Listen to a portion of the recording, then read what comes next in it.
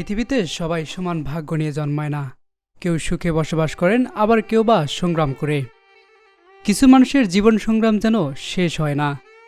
তেমনি কলেজ পড়ুয়া শিক্ষার্থী আশরাফুল উদ্দিন পড়াশোনার পাশাপাশি রিক্সা চালানোর টাকাই তার সংসারের প্রধান ভরসা। স্বপ্ন দেখছেন ভবিষ্যতে সরকারি চাকরি করার। সফলতার আশায় বুক বেঁধে পথ চেয়ে আছেন প্রতিনিয়ত।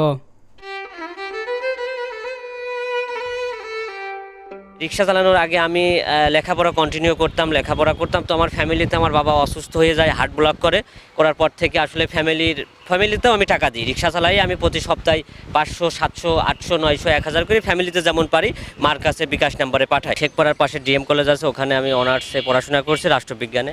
অনেক জায়গায় জবের জন্য গিয়েছি, তো সব জায়গাতে জবের জন্য কিছু টাকা পয়সা আর্থিক এইগুলো চাইলে সেই জন্য জবটা করতে পারি না। আমি ফ্যামিলিতে খুব অসচ্ছল, ভাড়া রিক্সা চালাই, প্রতিদিন 230 টাকা 20 টাকা করে দিই রিক্সার ভাড়া। তো এখন আমার আপনাদের কাছে বা সমাজের মানুষের কাছে বা ডিসিএসপি মহোদয়ের কাছে একটা আবেদন, যে যদি কোনো সরকারি বা বেসরকারি হোক, যদি কোনো একটা জবের ব্যবস্থা বা আমার দিকে যদি একটু সদয় দৃষ্টিতে তাকাতো, তাহলে আমার ফ্যামিলি এবং আমার বাবা মাকে নিয়ে এবং আমি সুন্দরভাবে আমার লেখাপড়াটাও শেষ করতে পারতাম, অনার্স মাস্টার্স কমপ্লিট করতে পারতাম, পাশাপাশি আমার জবটা করে আমার ক্যারিয়ারটা আমি রঙিন করতে পারতাম। রিক্সার সামান্য এই আয় সংসার কোনো রকমে চললেও বাবার অসুস্থতায় অনিশ্চিত হয়ে পড়েছে তার পড়াশোনা। তাই সমাজের বিত্তবানদের সহযোগিতা চেয়েছেন তার প্রতিবেশীরা।